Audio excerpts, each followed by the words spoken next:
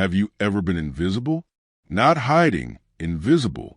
Standing in plain sight, while everyone looks through you like you're made of glass? That's how Yuki Kato felt standing in the lobby of the Grand Aurora, the hotel his late wife had designed as her masterpiece. Dressed in a worn denim jacket and carrying a battered leather satchel, he'd become exactly what the staff saw when they glanced his way. Nobody worth noticing. For 40 minutes, he waited. For 40 minutes, he was ignored, dismissed, judged. The manager even suggested he try the homeless shelter down the street. Then a 12-year-old girl in an oversized apron did something that would change everything. She saw him, really saw him, and she spoke 3 words in perfect Japanese that would remind an entire room what true hospitality, what true humanity really looks like. His worn leather satchel sat at his feet, its surface cracked and faded from decades of carrying blueprints and contracts across 6 continents. His gray denim jacket, the same one Emiko had bought him when they were young and broke and building their first tiny inn, hung loose on his shoulders. The fabric was soft from washing, the collar frayed at the edges. He looked exactly like what he'd intended, an ordinary elderly man checking into a hotel. But he hadn't expected it to feel like drowning. The Grand Aurora rose around him like a temple built to worship money. White marble columns stretched toward cathedral ceilings 2 stories high. The chandelier, Emiko's chandelier, thousands of hand-cut crystals arranged in a cascading design she called Frozen Waterfall, hung above the lobby, casting patterns of light across surfaces that cost more per square foot than most people's homes. Floor-to-ceiling windows framed the city skyline like art in a gallery where only the wealthy were allowed to enter. Everywhere Yuki looked, he saw staff members in crisp uniforms moving with choreographed precision. A businessman in a suit that probably cost $5,000 snapped his fingers, and 2 employees materialized at his side like genies summoned from a lamp. A woman in fur, in September, for God's sake, was being escorted toward the elevators by bellhops who competed for the privilege of carrying her shopping bags. A couple in matching designer athleisure didn't even break stride as they walked through the lobby. Staff members simply parted for them like water, knowing instinctively that these were people who expected the world to rearrange itself. The air smelled like imported orchids and French perfume, and underneath it all, so faint most people wouldn't notice, the scent of judgment. Yuki had been standing in this lobby, his lobby, the flagship property of Kato Hospitality Group, the empire he'd built from nothing, for 23 minutes. He knew because he'd been checking his watch, unable to believe that this much time could pass while he stood in plain sight and remained completely invisible. He'd approached the front desk twice. Both times, the staff had glanced at him, a quick assessment that took in his jacket, his satchel, his age, his face, and looked away, suddenly fascinated by their computer screens or called away by some urgent task that materialized the moment he opened his mouth. "Excuse me," Yuki said now to a passing staff member, a young man with a name tag that read Dylan. His English was careful, deliberate, each word placed like a stone he was using to cross a river. "I have reservation. I wait very long time. Can you help?" Dylan's eyes flicked toward him, then away, scanning the lobby for someone more important. "The front desk will help you, sir," he said, already moving past. The word, sir, came out flat, perfunctory, something he'd been trained to say but clearly didn't mean. Yuki watched him walk away and felt something crack inside his chest. Not anger. Not yet. Just a terrible, hollow recognition that he had become exactly what these people saw when they looked at him. An inconvenience. A problem. Someone who didn't belong in a place like this. Hello, amazing people. Welcome back to Echoverse, the home where forgotten voices finds their echo. Before we dive deeper into today's incredible story, kindly hit that like button. Subscribe if you haven't already and comment below where you're watching from. Your support means to us and it helps us bring you even more exciting stories. Now let's begin. Yuki's hand traced a marble wall near the entrance, his fingertips following the subtle veining in the stone. Emiko had spent 3 weeks choosing this particular marble. He remembered watching her at the quarry in Carrara, Italy, walking among massive blocks of stone like she was searching for buried treasure. The workers had thought she was insane, this small Japanese woman examining rock after rock, taking photographs from different angles as the light changed throughout the day. "This one," she finally said, pressing both palms against a cream-colored slab shot through with delicate gold veins. "It looks like kintsugi, like something broken and repaired with gold. That's what a hotel should be, a place where broken travelers come to be made whole again." The workers had laughed, not understanding. But Yuki had understood. He always understood Emiko's poetry, the way she saw beauty and meaning in everything. Now that marble lined the walls of the Grand Aurora's lobby, imported at enormous expense, installed by craftsmen she'd personally supervised. And it was cold, not temperature cold. The lobby was climate controlled to exactly 72 degrees. But cold in the way that museums are cold, where beauty exists behind invisible barriers and signs that whisper, "Look, but don't touch, admire, but don't belong." This wasn't what Emiko had designed. This wasn't what she dreamed. Yuki moved deeper into the lobby, his worn shoes silent on the polished floor. He passed through the seating areas, clusters of velvet armchairs arranged around low tables, exactly as Emiko had sketched them. But the arrangements felt like stage props, too perfect to actually use. A couple sat in one cluster, but they perched on the edge of their seats, their expensive luggage positioned carefully beside them, as if afraid to truly settle in. People should sink into those chairs, Emiko had said while reviewing the furniture samples. They should feel like the hotel is giving them a hug after a long journey.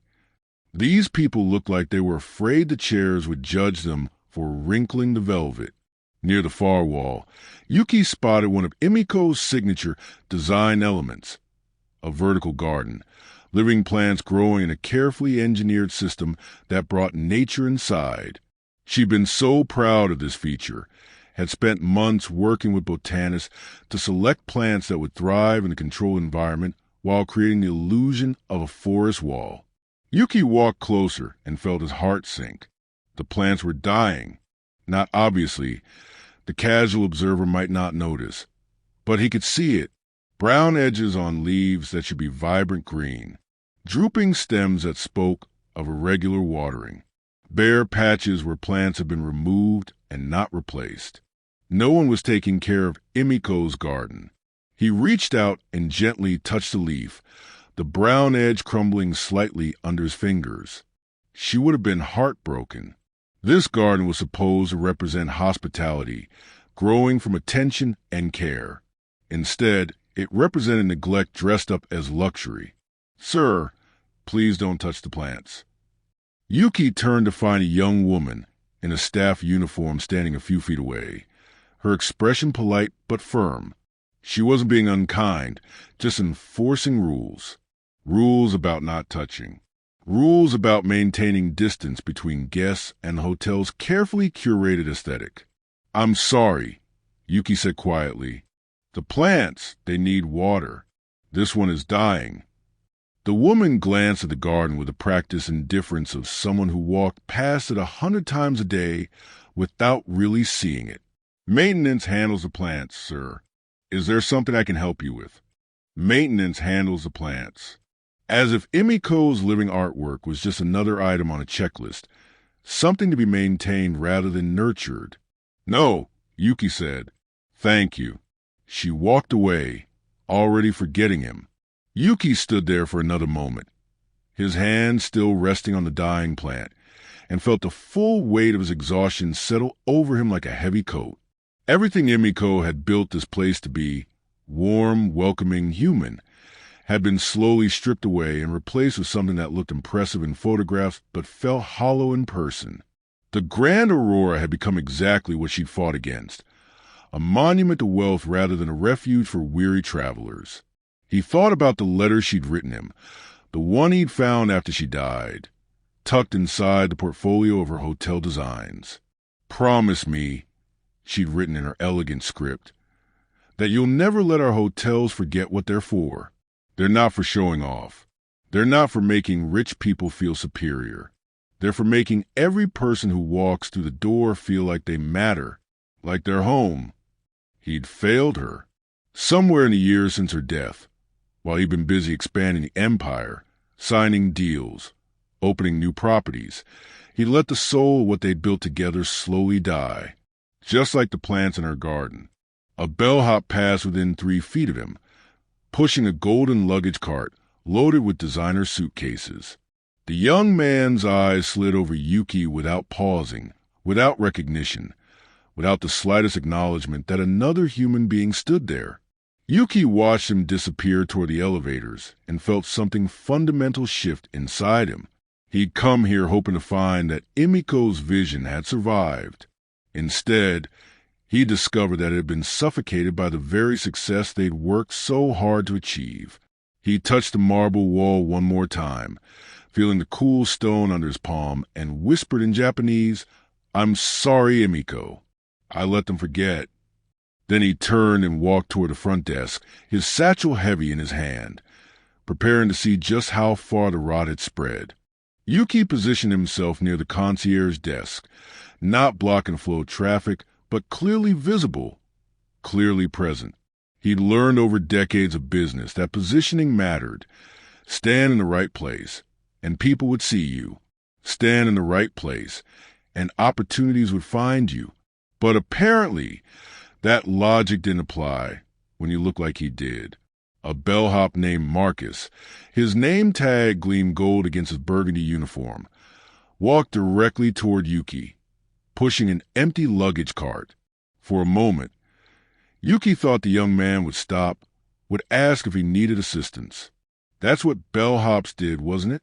They helped guests with luggage, with directions, with 1,000 small needs that arose when traveling. Marcus's eyes passed over Yuki like he was a potted plant, something decorative, part of the furniture. The cart's wheels rolled within inches of Yuki's satchel, close enough that Yuki had to shift his feet to avoid being hit. Marcus didn't apologize, didn't acknowledge it, just kept moving toward the entrance where a luxury sedan was pulling up, its occupants clearly worth his attention.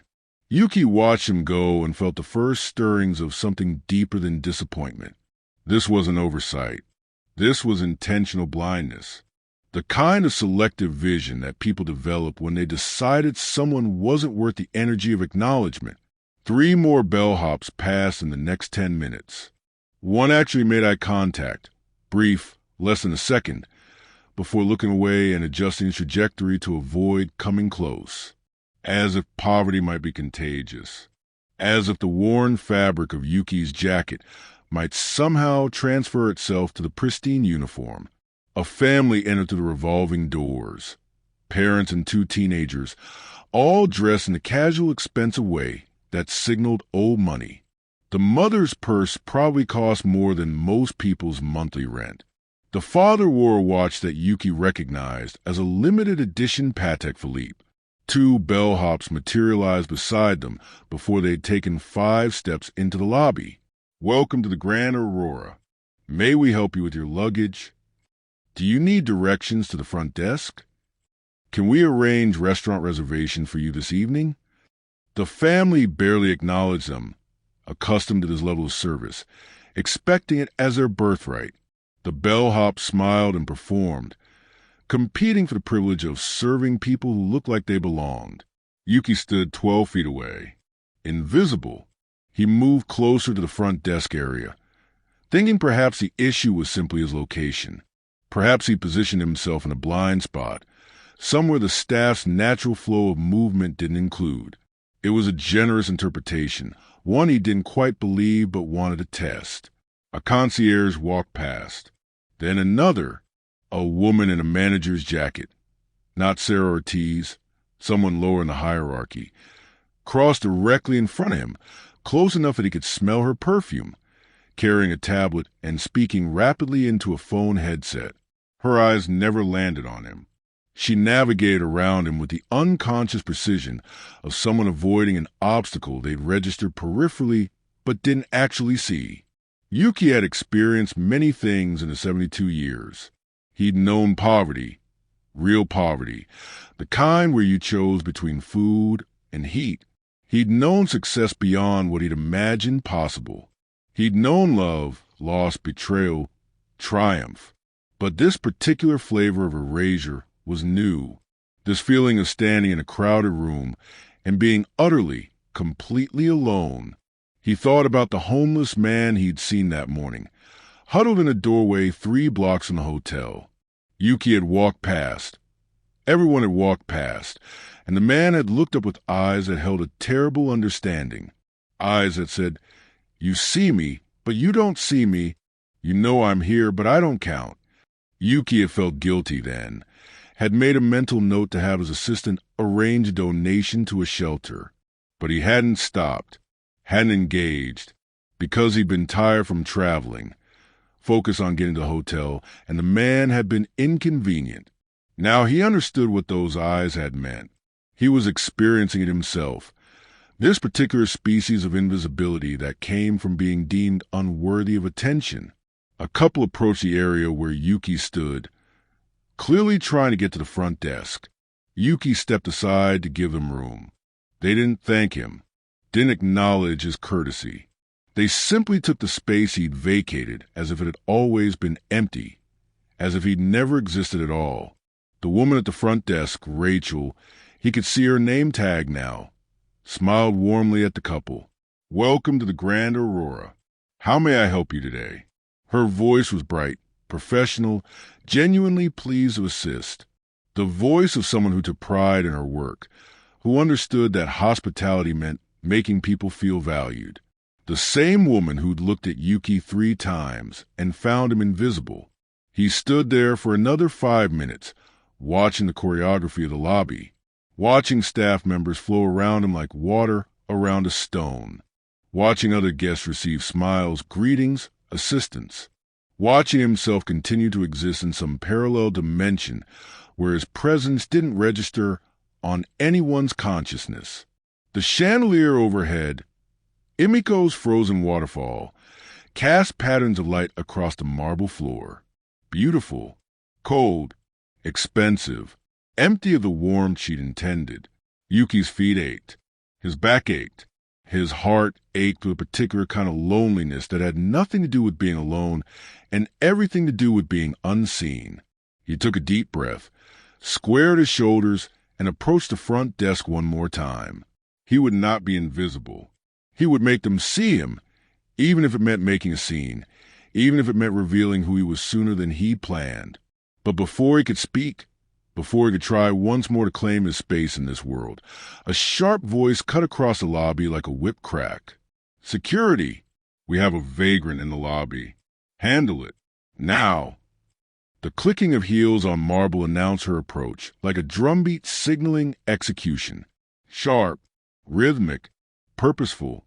Every person in the lobby seemed to sense it. Conversations paused mid-sentence. Staff members straightened their postures. Guests turned to identify the source of such commanding sound. Sarah Ortiz moved through the lobby like a general inspecting a battlefield, and from the expression on her face, she'd found an enemy that needed to be eliminated. Yuki had never met her in person, though he'd approved her hiring 2 years ago based on a glowing file.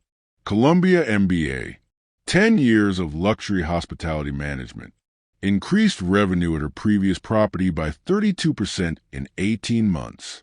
References that use words like efficient, results-oriented, and uncompromising standards. On paper, she'd been perfect. In person, she was terrifying in the way that people who mistake cruelty for competence often are. She wore a brown suit tailored so precisely it looked painted on, not a wrinkle anywhere despite what must have been hours of movement. Her dark hair was pulled back in a style so severe it seemed to stretch her face tighter, making her sharp features even sharper.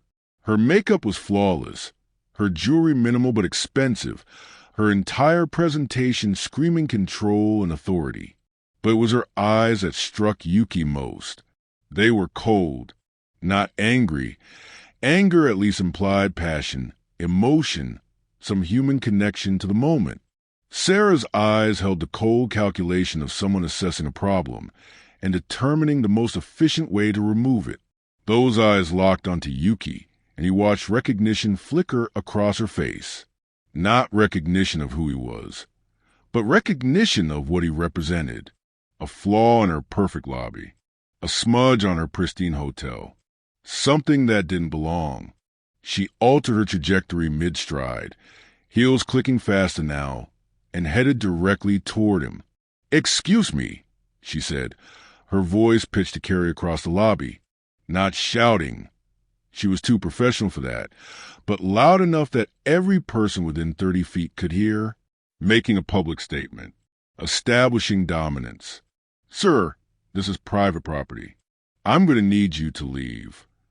Yuki felt every eye in the lobby turned toward him.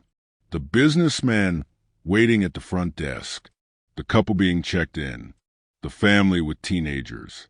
The staff members who'd been so successfully ignoring him suddenly found him very visible indeed. "I have reservation," Yuki said quietly, his English careful. "I try to check in, but—" "The Grand Aurora is a luxury resort," Sarah interrupted, stepping closer, using her height. She was easily 5'9" in her heels, to loom over him. "Our rooms start at $800 per night. Perhaps you're confused about which hotel you're looking for." The words were polite on the surface. The meaning underneath was clear as glass. "You can't afford this place. You don't belong here. Leave before you embarrass yourself further." "No confusion," Yuki said, keeping his voice steady despite the heat crawling up his neck. "I have reservation. My name is Kato. Yuki Kato. If someone check computer." "Sir." Sarah's voice went sharp now, impatience bleeding through professional veneer. "I don't know what you're trying to accomplish here, but I can assure you we have policies about solicitation. If you don't leave voluntarily, I'll have security escort you out." Around them, the lobby had gone silent except for the soft background music, something classical and expensive that Emiko had programmed into the sound system. Guests were openly staring now, some with amusement, some with discomfort, all with the fascinated horror of people watching a car accident unfold. Yuki felt something crack inside him. Not break, not yet, but crack, like ice under pressure. He'd built this empire from nothing. He'd started with one tiny inn, barely more than a boarding house, and turned it into a global hospitality brand. He employed 40,000 people across 6 continents. He donated more money to charity last year than this hotel probably made in profit. And right now, none of it mattered because this woman looked at him and saw trash. "Please," he said, and hated how the word came out. Small, pleading, stripped of dignity. "I am guest. I have confirmation email. If I show you—" He reached for his phone, his movements slow and careful, not wanting to be mistaken for a threat. But Sarah stepped back, her hand moving to the radio clipped to her belt, her body language screaming alarm. "That's it. Marcus." She gestured to the bellhop who'd ignored Yuki earlier. "Call security. We have someone refusing to leave the premises." Marcus pulled out his own radio, avoiding Yuki's eyes as he spoke into it. "Security to main lobby. We need an escort." "This isn't necessary," Yuki said, his voice rising slightly despite his efforts to stay calm. "I am guest here. I make reservation 3 weeks ago. My assistant, she used different name maybe for privacy. If you just check—" "Privacy," Sarah repeated, and she actually laughed, a short, sharp sound without humor. "Sir, I don't know what scam you're trying to pull, but it's not going to work here. We have actual guests who need service, and you're wasting everyone's time." She turned to Rachel at the front desk. "Make a note in the system. This man is not to be allowed on property. If he returns, we call the police. Rachel nodded, her fingers already moving across her keyboard, documenting this moment, creating a permanent record of Yuki Kato being branded a nuisance, a problem, someone to be excluded. 2 security guards appeared from a side corridor, moving with the purposeful efficiency of people who'd done this before. Remove the problem. Restore order. Protect the comfort of guests who mattered. Gentlemen, Sarah said, gesturing to Yuki like he was a piece of furniture that needed moving. Please escort this individual off the property. Use the side entrance. I don't want to disturb our guests any further. One of the guards, a large man whose name tag read Thomas, approached Yuki with something that might have been sympathy in his eyes. Sir, I'm going to have to ask you to come with me. Yuki stood frozen, his worn satchel clutched in his hand, his wife's design surrounding him, the empire he'd built preparing to throw him out like garbage. And that's when he heard it, a small voice from the direction of the cafe. Young, clear, speaking words that would change everything. Summa Mason. Excuse me. Every head turned, including Sarah Ortiz's, and Yuki saw her. Yuki felt the security guard's hand hovering near his elbow, not quite touching, but close enough to signal intent.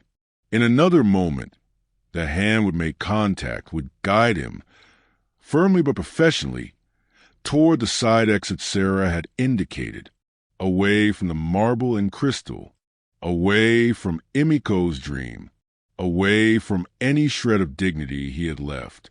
Please wait, Yuki said, his voice cracking slightly. He turned back to Sarah, desperation overriding pride now. The reservation is not under my name. My assistant, she make booking.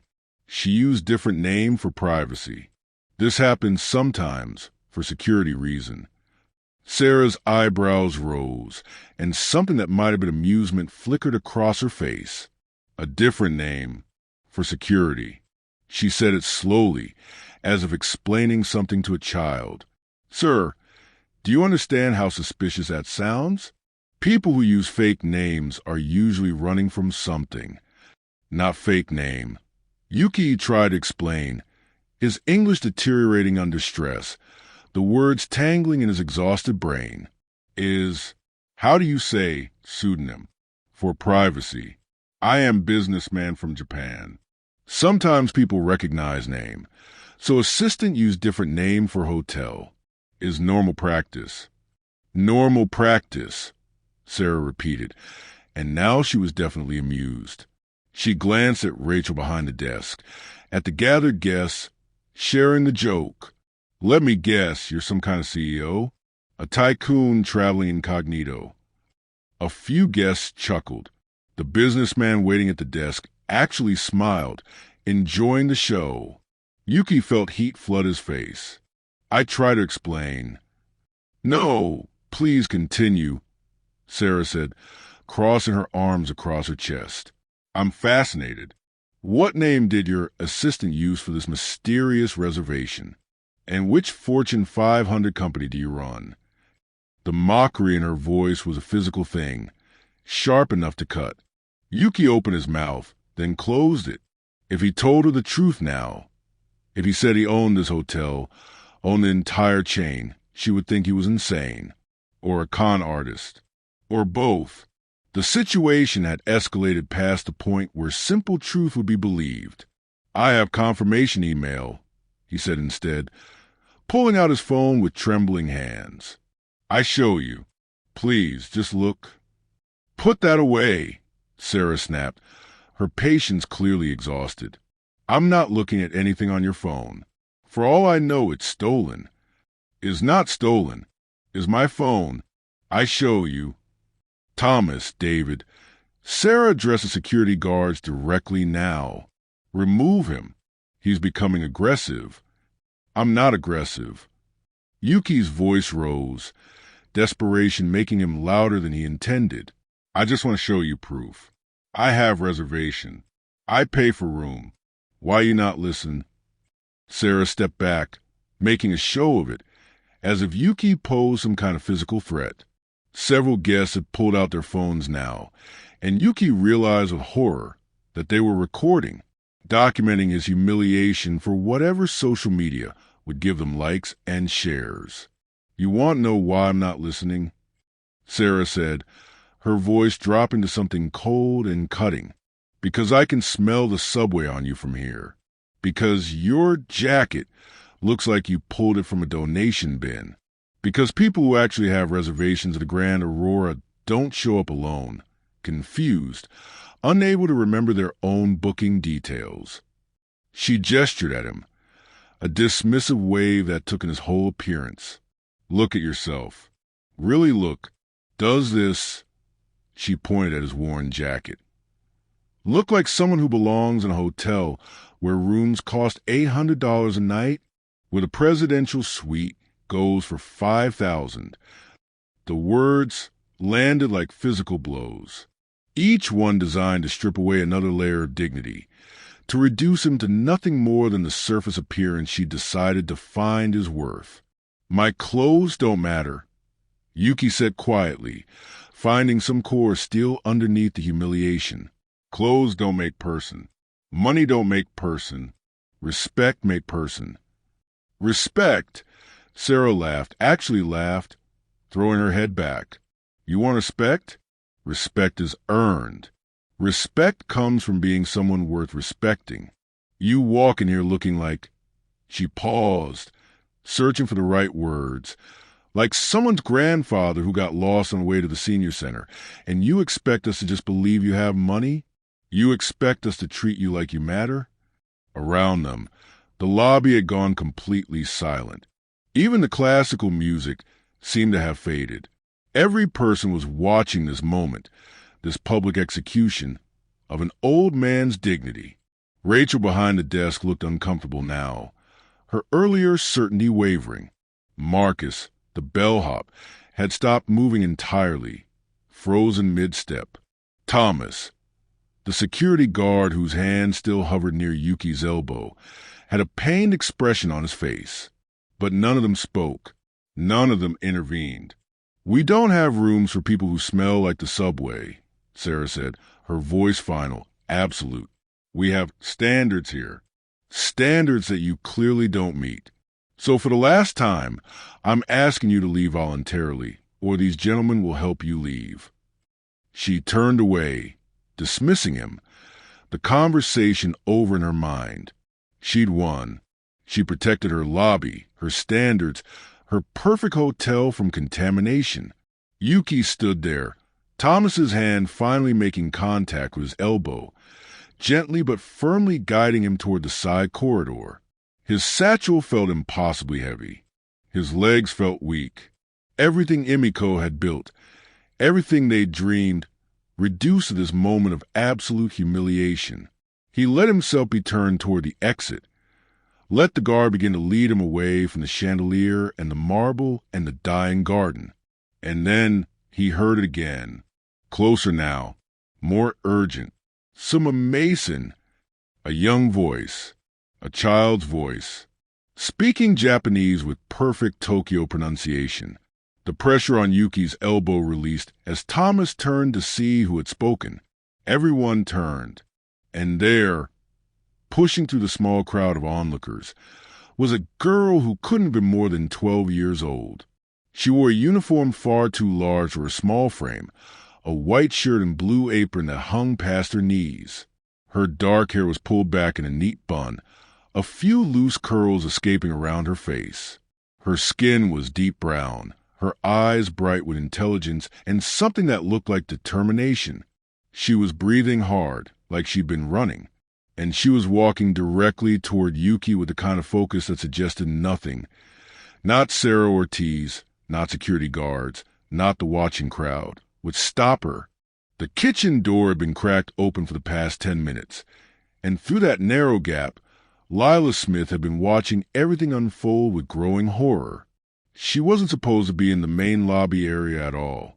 She was supposed to stay in the kitchen, out of sight, helping her mother finish the afternoon prep work. But her mother had sent her to retrieve a delivery manifest from the back office, and Lila had taken a detour, just a quick peek, to see the beautiful lobby her mother always talked about but Lila rarely got to see. That's when she'd spotted the old man. He'd been standing near the concierge desk, looking lost. Not lost in the way tourists sometimes looked when trying to find the elevators or the restaurant. Lost in a deeper way. The kind of lost that had nothing to do with directions and everything to do with not knowing where you belonged in the world. Lila knew that look. She saw it every morning in the mirror when her mother tried to hide how sick she was, tried to pretend that getting dressed for work was an exhausting battle, tried to smile through the pain that was eating her alive from the inside. The old man had that same quality in his eyes, that same exhaustion, that same quiet desperation of someone trying to hold themselves together while the world fell apart around them. She'd watch him approach the front desk, watch the staff look through him like he was made of glass, watched him stand there waiting, being invisible, and then Ms. Ortiz had appeared. Lila felt her stomach drop the moment she saw the general manager striding across the lobby with that expression on her face, the one that meant someone was about to have a very bad day. Lila had been on the receiving end of that expression enough times to recognize it instantly. Ms. Ortiz didn't like Lila being in the hotel. She'd made that abundantly clear from the first day Lila's mother had been forced to bring her to work because the school was closed and there was no one else to watch her. "This is not a daycare," Ms. Ortiz had said, her voice sharp as broken glass. "If I see her in any guest area, there will be consequences." So Lila had learned to be invisible, to stay in the kitchen, to help her mother quietly, to never draw attention, to pretend she didn't exist. But now, watching through that cracked door, watching Ms. Ortiz mock this old man, watching the entire lobby treat him like garbage, Lila felt something fierce and hot burning in her chest. She knew what it felt like to be dismissed, to have people look at you and decide in 2 seconds that you didn't matter, to stand in a room full of people and feel utterly alone. The old man's shoulders had slumped as Ms. Ortiz talked, each word seeming to make him smaller, more defeated. And his eyes, God, his eyes held so much sadness. The same sadness Lila saw in her mother's eyes late at night, when her mother thought Lila was asleep, when the pain got so bad that the mask slipped and the truth showed through. This man was hurting. Not physically, maybe, but in the way that hurt worse and lasted longer. The way that made you question if you mattered at all. Lila watched Ms. Ortiz laugh, actually laugh, at the old man's attempt to explain. Watched the security guards approach. Watched the crowd of guests and staff stand there doing nothing, saying nothing, letting cruelty happen right in front of them because it was easier than getting involved. Her mother had taught her better than that. Baby girl. Her mother had said just last week, during one of her bad days when the cancer treatment had left her so weak she could barely stand, the world is full of people who walk past someone in pain because helping is inconvenient. But we're not those people. We see people. We help when we can. That's what makes us human. Lila's hand tightened on the doorframe. Her heart was pounding so hard she could feel it in her throat. Every instinct screamed at her to stay hidden, to not draw Ms. Ortiz's attention, to protect herself and by extension protect her mother's job. But that man's eyes, those sad, tired, defeated eyes that looked so much like her mother's. She thought about the Japanese lessons she'd been taking secretly for the past year, online videos she watched on her phone late at night, teaching herself the language because it was beautiful and because learning something difficult made her feel like she had control over at least one small part of her chaotic life. She'd gotten pretty good at it, could hold basic conversations, understood the cultural nuances of respect and greeting. And she knew, somehow she just knew, that this old man was Japanese.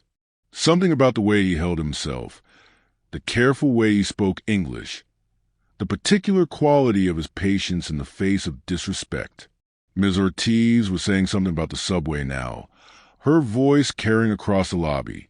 The old man's face had gone gray, his hand gripping his worn satchel, like it was the only solid thing in the world that turned liquid and unstable. The security guard's hand was on his elbow now, beginning to guide him away, and Lila made a decision. She didn't think about consequences, didn't think about Ms. Ortiz's anger or her mother's job or the very real possibility that this would end badly for both of them. She just thought about that man's eyes and her mother's eyes and all the time someone should have helped but didn't. She pushed the kitchen door open wide, the hinges creaking slightly, and stepped into the lobby. Her oversized apron flapped around her knees as she walked, her sneakers squeaking slightly on the polished marble. She was aware people turned to look at her, aware of being suddenly terribly visible, but she kept walking, kept moving toward the old man who was being led away, and she opened her mouth and spoke the words she'd practiced 1,000 times. "Summa Mason, excuse me." And then, because that wasn't enough, because she needed him to know that someone saw him, really saw him, she said it again, louder, with more urgency. "Summa Mason." Every head in the lobby turned toward her, including the old man's. And when their eyes met across that space, when she saw the surprise and confusion and sudden, desperate hope flicker across his face, Lila knew she'd made the right choice, even if it cost her everything. Thomas's grip on Yuki's elbow had just tightened, preparing to guide him more firmly toward the exit, when the small figure in the oversized apron broke into a run. Lila's sneakers slapped against the marble floor, the sound echoing to the silent lobby like drum beats. Her apron billowed behind her, too large, comical almost, except there was nothing funny about the determination in her young face or the way she was running directly toward the security guard holding an old man. "Wait," she called out, still running. "Please wait." Thomas hesitated, his professional training warring with confusion. Who was this child? Why was she in the lobby? Where had she come from? Sarah Ortiz's voice cut through the moment like a whip.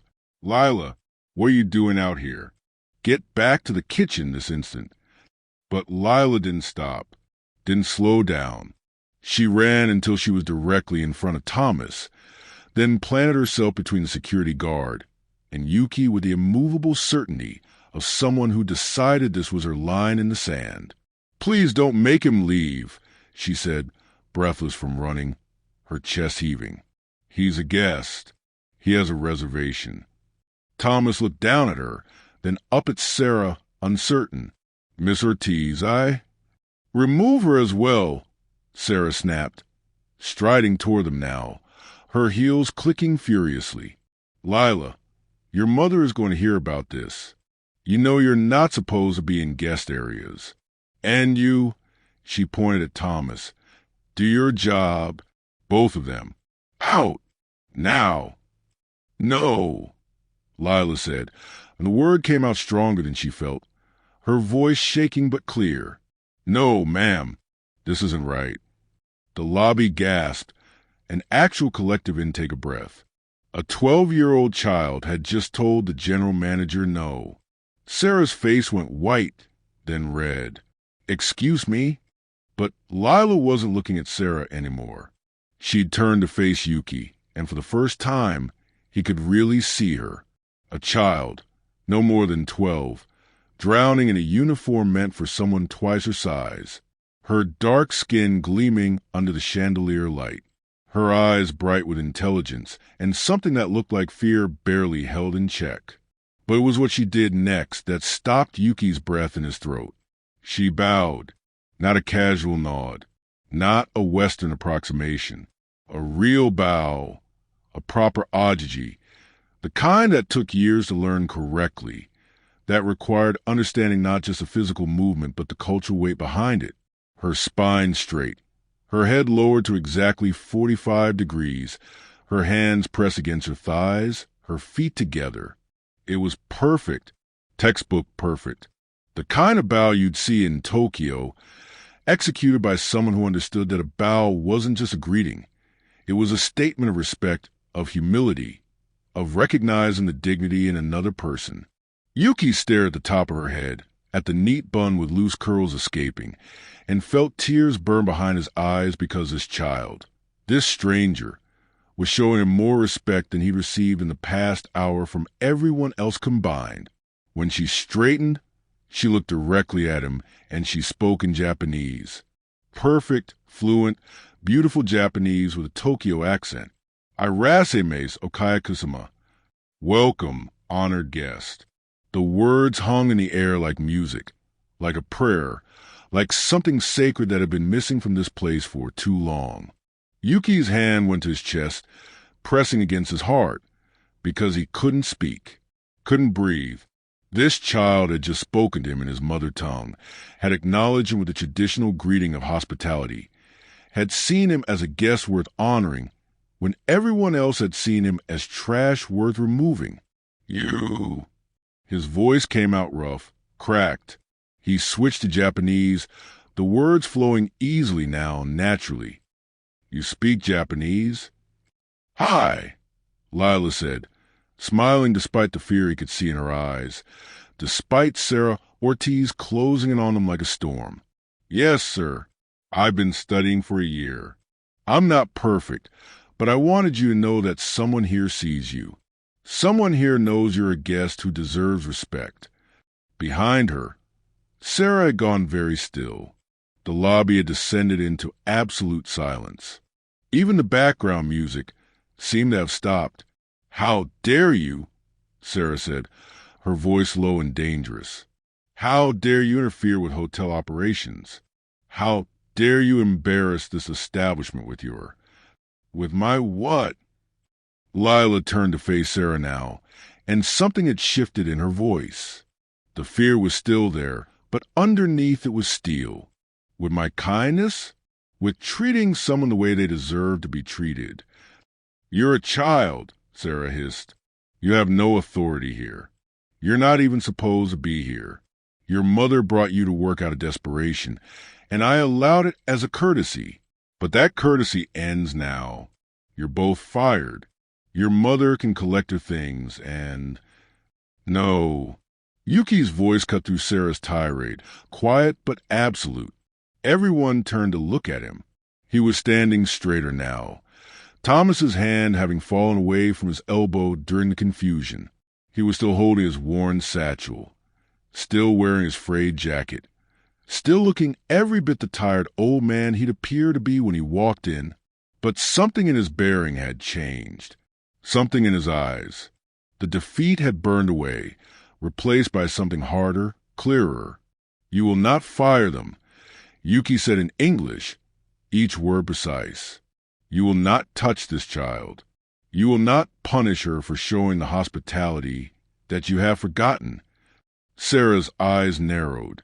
"Sir, I don't know who you think you are, but—" "I know exactly who I am," Yuki said.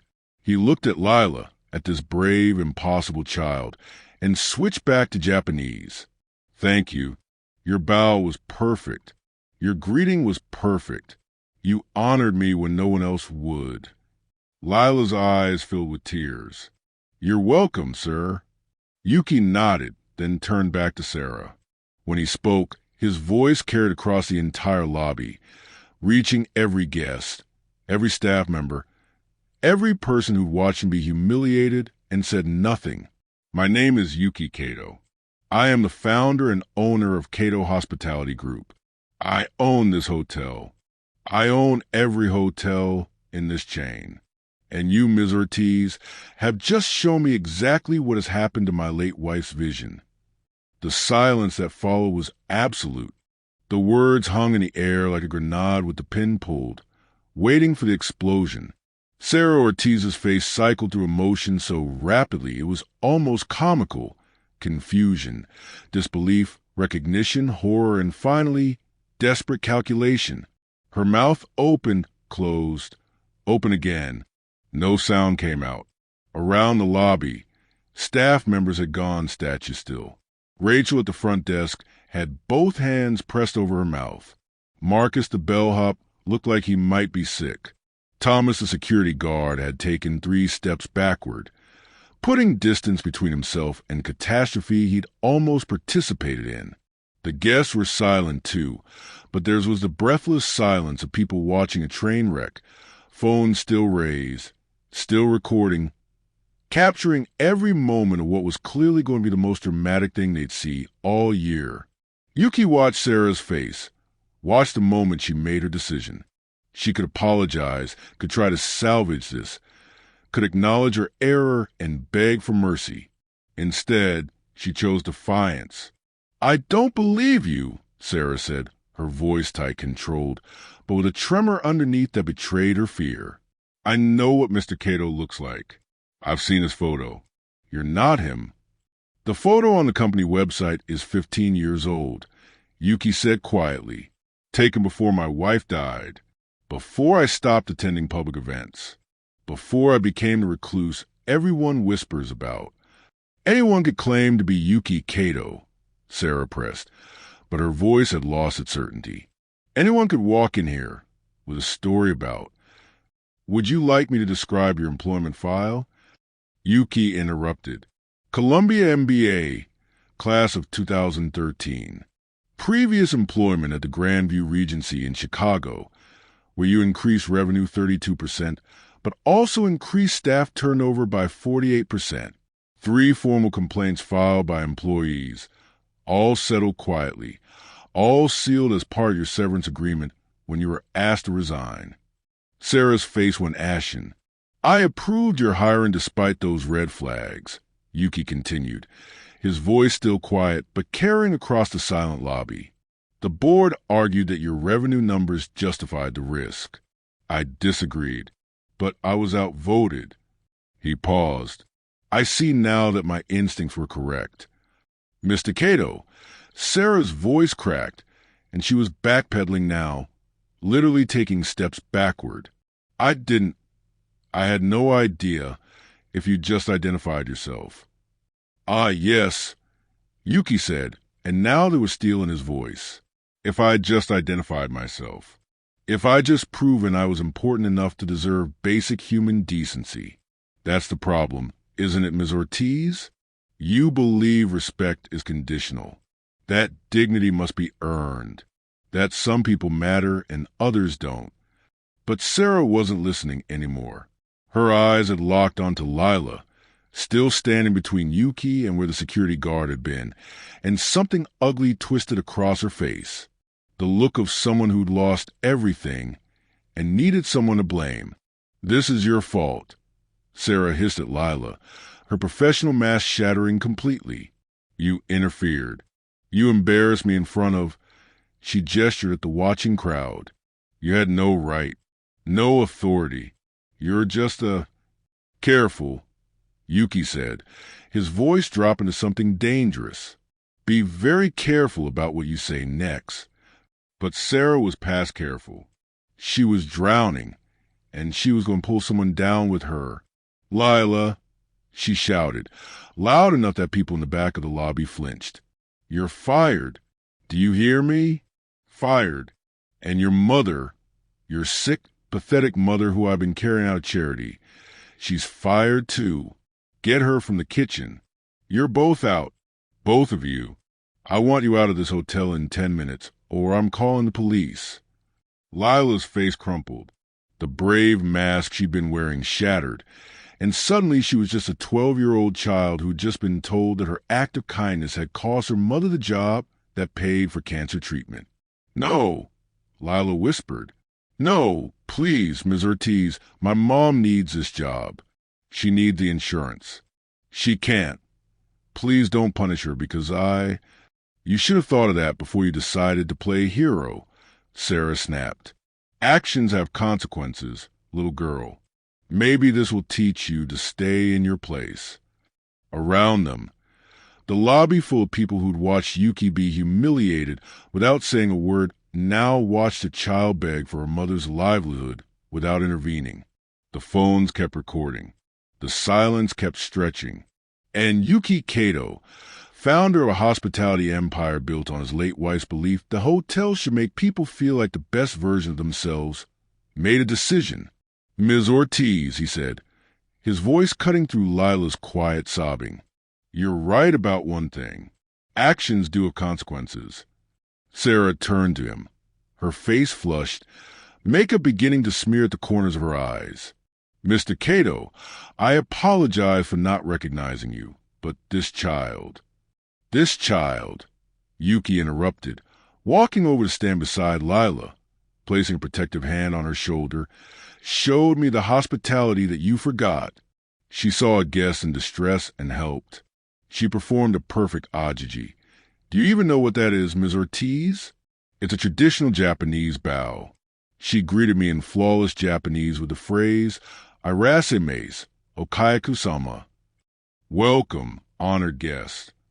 He looked around the lobby, making eye contact with every staff member, every guest, every person who'd watched and done nothing. That greeting, those 3 words, represent everything my late wife believed a hotel should be. She designed this building. She chose every piece of marble, every chandelier crystal, every plant in that dying garden you've all been ignoring. And she did it with one vision, that every person who walked through those doors would feel valued, respected, welcomed. His hand tightened on Lila's shoulder, and he felt her trembling under his palm. This child understood my wife's vision better in 5 minutes than you understood it in 2 years, Ms. Ortiz. So no, you will not fire her. You will not fire her mother, because you no longer have that authority. Sarah's eyes went wide. You can't. You're terminated. Yuki said simply, effective immediately. Security will escort you to your office. You have 30 minutes to collect your personal belongings and leave the property. The lobby erupted. Yuki felt the shift happen inside him like tectonic plates moving, like something fundamental realigning after being knocked off balance. For the past hour, he'd been playing a role. The tired old man, the confused traveler, the person of no consequence. He'd folded himself smaller and smaller, accepting each dismissal, each humiliation, letting the world tell him he didn't matter. But that was over now. He straightened his spine, and somehow the worn denim jacket no longer looked shabby. It looked like a choice, like the comfortable uniform of a man who had nothing to prove. His grip on the satchel shifted from clutching to holding, from defensive to assured. His shoulders squared, his chin lifted, and 72 years of building an empire from nothing showed in every line of his body. The exhausted grandfather disappeared. The CO emerged. Sarah was still talking, her voice rising in pitch, spiraling into panic and anger. You can't just walk in here, and this is completely inappropriate. I have rights. There are procedures. You can't terminate me without... Yuki raised one hand. Not dramatically, not aggressively. Just a simple gesture, palm out, fingers together. The kind of gesture emperors used. The kind that said, without words, enough. Sarah's voice cut off mid-sentence, as if someone had flipped a switch. The silence that followed was different from all the other silences that had filled this lobby in the past hour. This one wasn't uncomfortable or shocked or fascinated. This one was reverent. The silence of people recognizing they were in the presence of real power and understanding, instinctively, that they needed to listen. Yuki looked down at Lila, still standing beside him, her young face streaked with tears, her oversized apron twisted in her trembling hands. When he spoke, his voice was gentle, warm, speaking Japanese with the careful enunciation of someone making sure she could understand every word. Lila-chan, he said, using the affectionate diminutive. What you did today took great courage. You saw someone in need and helped, even though it could cost you everything. That is true omotenashi, true hospitality, not the performance of service, but the genuine care for another human being's dignity. Lila looked up at him with wide eyes, tears still falling, but something like hope beginning to bloom on her face. Your bow was perfect. Yuki continued in Japanese. Your greeting honored me more than you can know. You reminded me why my wife and I built these hotels. You showed me that her vision isn't dead. It lives in people like you. He reached into his jacket pocket and pulled out a handkerchief, old, faded, embroidered with Emiko's initials. He handed it to Lila, who took it with shaking hands and pressed it to her face. Then Yuki turned to address the lobby, switching to English, his voice carrying to every corner of the vast space. The accent was still there, but the hesitation was gone, replaced by the commanding tone of someone accustomed to boardrooms and negotiations and making decisions that affected thousands of lives. My name is Yuki Kato. I am the founder and majority shareholder of Kato Hospitality Group, which owns this hotel and 63 others across 6 continents. I came here today anonymously because I wanted to see something. I wanted to see if the values my late wife and I built this company on still existed, or if they had been replaced by something else. He paused, letting his gaze sweep across the assembled faces. Staff members who'd ignored him, guests who'd mocked him, the bellhops who'd walked around him like furniture. What I discovered is that this hotel, this beautiful building my wife designed with her own hands, this space she intended as a sanctuary for travelers, has become a temple to superficial luxury, a place where appearance matters more than humanity, where status determines worth, where staff are trained to serve the wealthy and dismiss everyone else. Rachel at the front desk had tears streaming down her face. Marcus stood with his head bowed, unable to meet Yuki's eyes. Thomas, the security guard, looked like he wanted the marble floor to open and swallow him whole. For 40 minutes, I stood in this lobby, Yuki continued, his voice gaining strength. I tried to check in. I asked for help, and I was invisible. Not one person, not one, offered assistance. Instead, I was judged, mocked, and eventually ordered to leave by your manager, who suggested I would be more comfortable at a homeless shelter. He let that sink in, watched the shame ripple across faces. And then this child, he gestured to Lila, this 12-year-old girl who isn't even an official employee, who was helping her sick mother in the kitchen, heard what was happening and made a choice. She chose kindness over safety. She chose to see my humanity when everyone else chose to see my clothes. She performed the traditional Japanese greeting with such respect, such perfect form, that she reminded me why I built this company in the first place. Yuki walked to the center of the lobby, directly under Emiko's chandelier, the frozen waterfall of crystals casting patterns of light across his upturned face.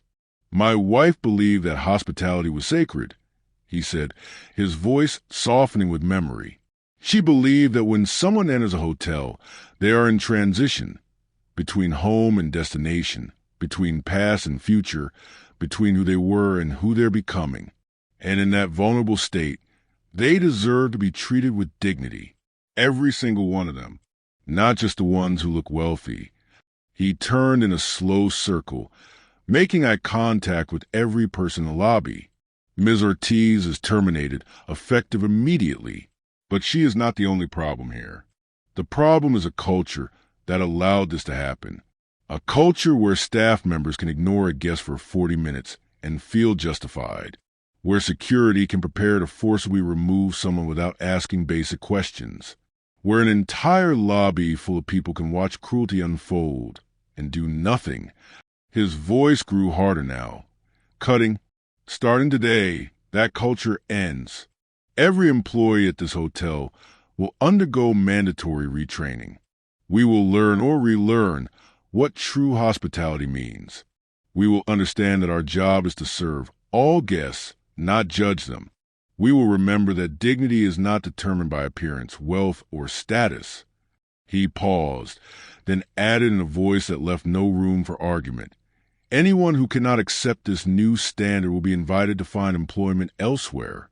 I am rebuilding this hotel on the foundation my wife intended, and if that means replacing every single person in this lobby, I will do it.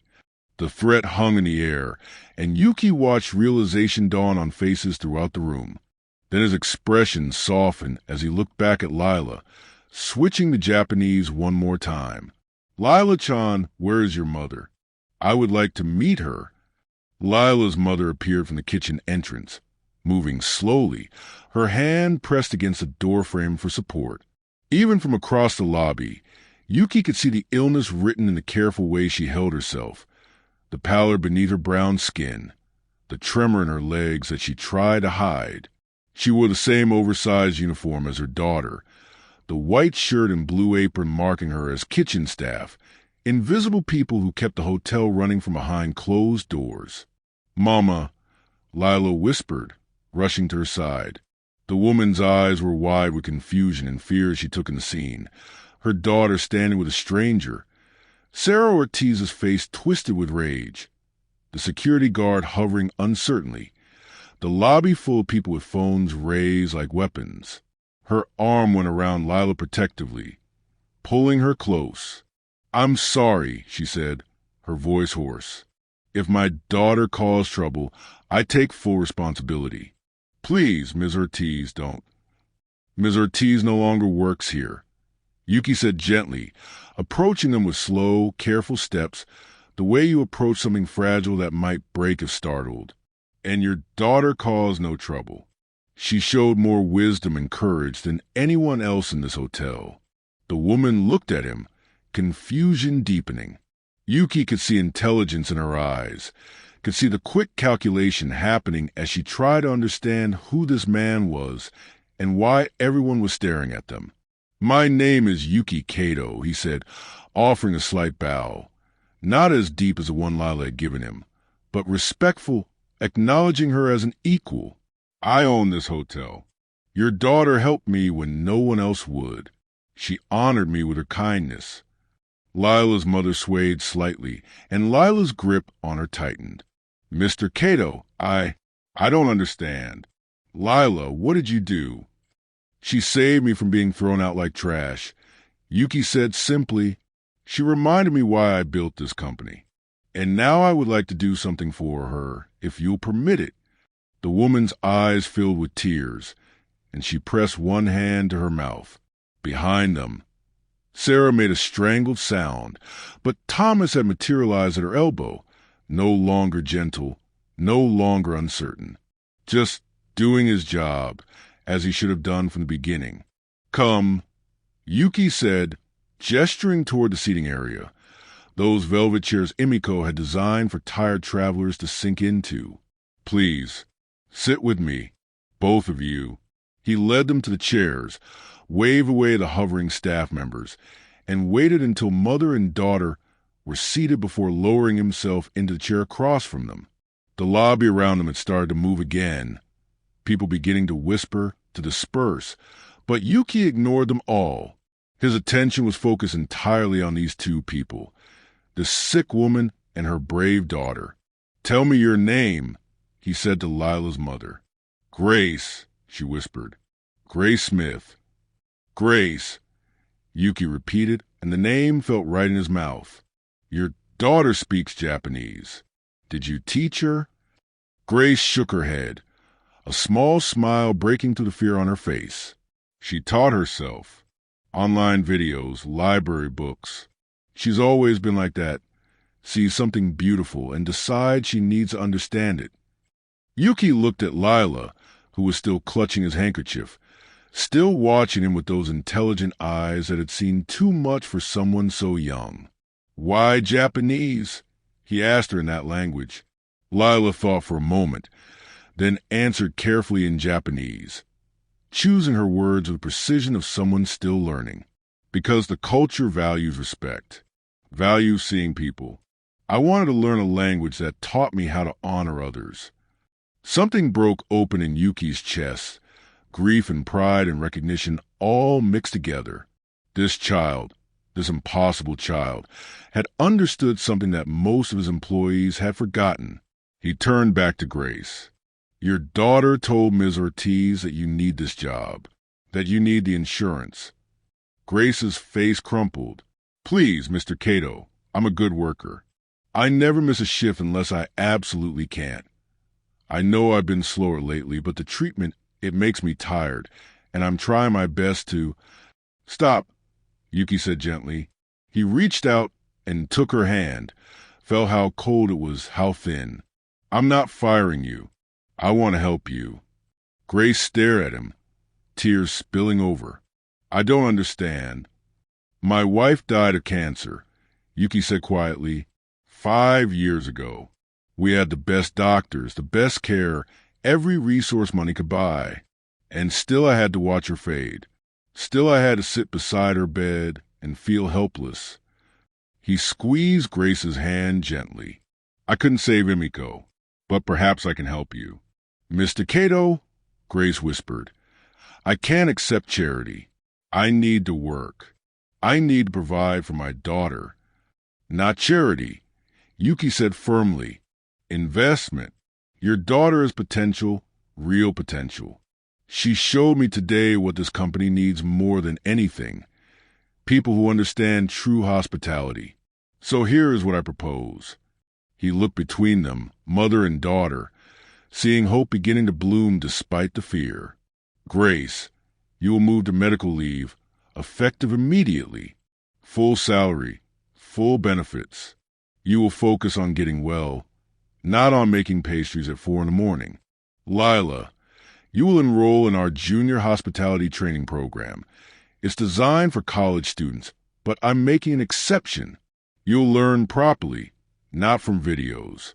And when your mother is well, when you're old enough, you'll both have positions here if you want them. Real positions, not kitchen work. Grace was shaking her head, but the tears kept falling. That's too much. I can't. Your daughter bowed to me with perfect form, Yuki said, his voice firm but kind. She spoke irascibles with the respect my own staff forgot. She saw me as human when everyone else saw trash. That's not luck. That's character. And character is what I'm investing in. He released Grace's hand and stood, signaling to someone at the front desk. Rachel appeared almost instantly, her face still blotched from crying. Rachel, Yuki said, please arrange for tea. The good tea from the presidential suite, and perhaps some of those cookies from the cafe. He looked at Lila, smiled. You like cookies? Lila nodded, unable to speak, her hand gripping her mother's. Good. Grace, Lila, sit here. Rest. I have some things to attend to, but then we'll discuss your mother's treatment plan properly. I know several excellent oncologists. We'll get you the best care. Grace tried to stand, to bow, to show some kind of gratitude, but her legs wouldn't support her. Yuki gently pressed her back into the chair. Rest, he said again. That's an order from your employer. Behind them, Sarah was being escorted toward the offices, her heels no longer clicking with authority but stumbling in defeat. The lobby had returned to something resembling normal operation, but Yuki could feel the shift.